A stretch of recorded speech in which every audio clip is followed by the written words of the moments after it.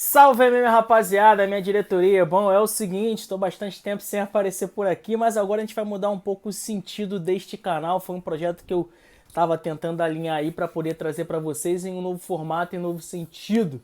E é o seguinte, vai ser mais eu, inclusive eu vou mudar o nome do canal para o meu nome, Lohan Santos. Espero que vocês gostem dessa novidade e vamos falar aí sobre tudo aquilo que acontece no mundo da bola, sobre o mercado da bola, sobre os bastidores de futebol, os bastidores dos clubes. E falando em bastidores dos clubes, vamos falar aí sobre a Copa do Brasil. Fiz um posicionamento, por isso que é muito importante você me seguir aí nas outras redes sociais para você estar sempre sendo bem informado em simultâneo. Fiz aí, como está aparecendo aí na tela de vocês, um posicionamento muito forte aí nas redes sociais, no qual eu fui no sentido muito contrário e fui batendo firme ali no ponto no qual você colocar o ingresso de uma final de campeonato, né, falando mais especificamente da Copa do Brasil, ao valor de R$ 700, tanto no jogo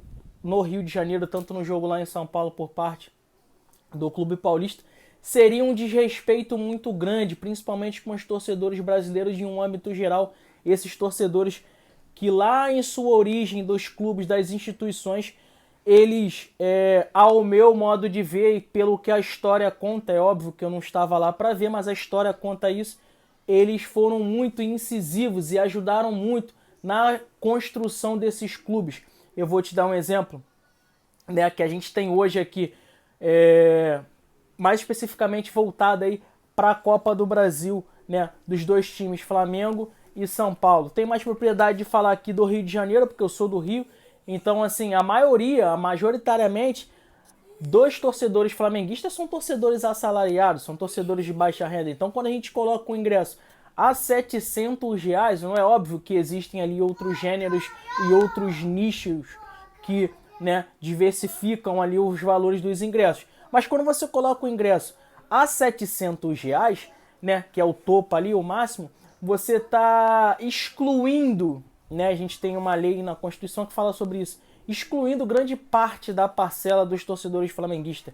Esses que, em suas origens, seus pais, seus avós ajudaram a construir o clube, colocaram muitas das vezes do bolso, foram lá, impulsionaram, incentivaram, enfim, lá na origem dos seus clubes. Mas propriamente falando do São Paulo, também começou assim com torcedores que impulsionaram, que ajudaram o crescimento do clube. Então a gente tem que entender que não só Flamengo e São Paulo, mas eu digo para todas as torcidas do Brasil, para todos os clubes, para todas as instituições, tem que dar uma atenção melhor e maior para que outros apaixonados, já que eles estão sendo excluídos, outros apaixonados eles possam sim ter o direito de ver o seu time chegar numa final, de seja qualquer que for o campeonato, ele ter o direito de assistir, porque R$ 700, como eu já disse, é a metade de um salário mínimo. Então a gente vai parar para pensar, metade de um salário mínimo para um cara que tem 2 ou 3 filhos,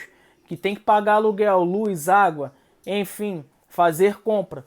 É inadmissível a gente aceitar que o ingresso de um jogo de futebol seja num valor tão alto. Lohan, eu não tenho condições de pagar R$ 700 no ingresso, mas se eu tivesse condições, eu não pagaria. Pegaria esses R$ 700 e fazer um churrasco com a minha galera em casa e assistir o jogo de televisão, na televisão. Enfim, é sobre isso.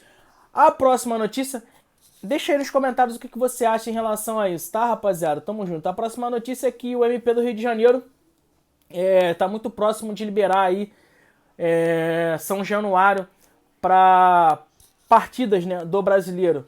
Para quem não sabe, aí sendo passando muito rápido ali, dando uma pincelada, o Vasco está suspenso aí de comandar os seus jogos no Campeonato Brasileiro e também em outras competições em São Januário pela Justiça Civil do Rio, por conta deles considerarem que as ruas de São Januário são muito estreitas e o Vasco comandando seus jogos em casa, num estádio tão centenário, como eu disse, pegando o gancho.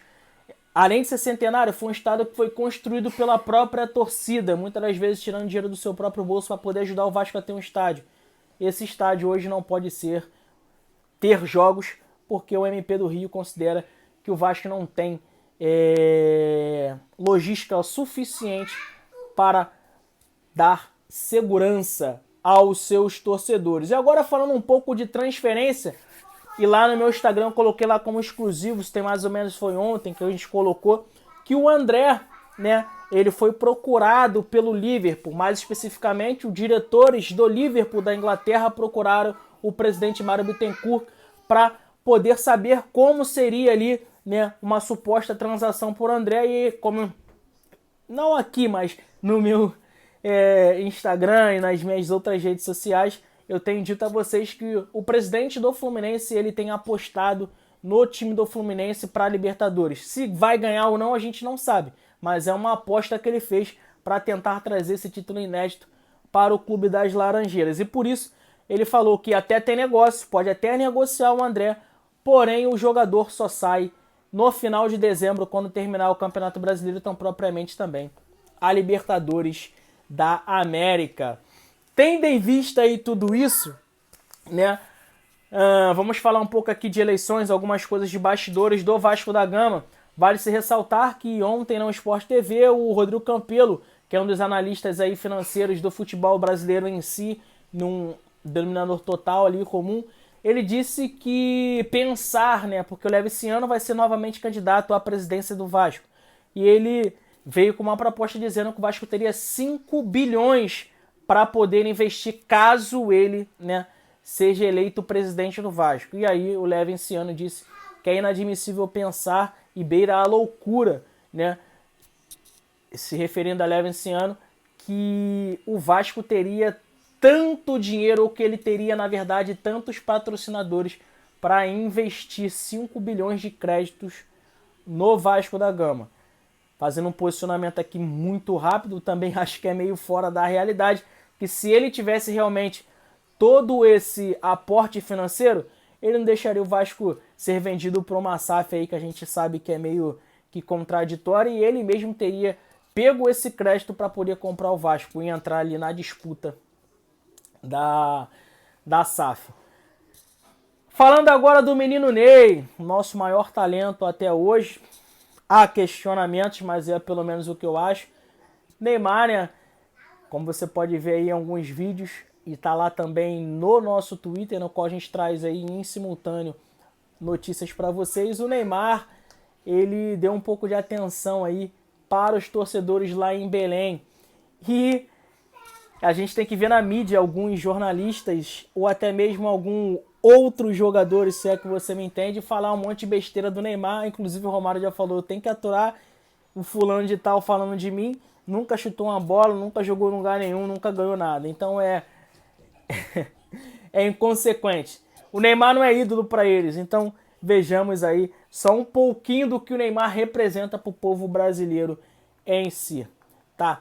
E aí o Flamengo foi disputar com o Palmeiras a final aí do Campeonato Brasileiro, no qual houve um pênalti aí anulado por algum indisciplina técnica, assim, se assim posso dizer, pelo lateralzinho lá do Palmeiras, que ele foi bater o pênalti, ele bateu o pênalti, ele viu que o goleiro ia pegar o pênalti dele, né, nesse novo formato de bater pênalti de meio que paradinha, né, que a paradinha não pode mais, aí ele viu que o goleiro ia pegar, aí o que ele fez? Ele deu a paradinha e bateu no canto oposto do goleiro, e aí, infelizmente, ele teve, ou felizmente, na verdade, ele teve seu pênalti anulado. E aí a notícia do dia, e para fechar aqui o nosso vídeo, Bahia anuncia Rogério Ceni como novo técnico do seu elenco e assina contrato com o ex-jogador e treinador hoje até o final de 2024.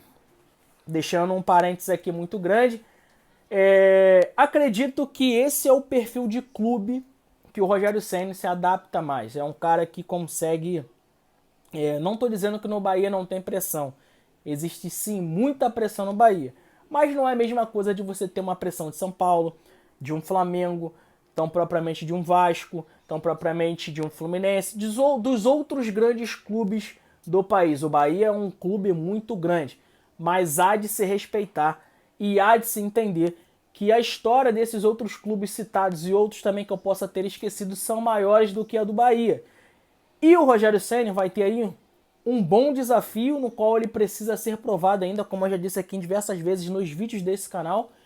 Ele ainda precisa ser provado e eu acho que essa é uma grande oportunidade, tendo em vista que o Bahia agora está no modo SAF e vai ter ali uma gestão no qual ele vai ter vai ter aporte para poder buscar jovens talentos no mercado, tanto internacional também no mercado brasileiro.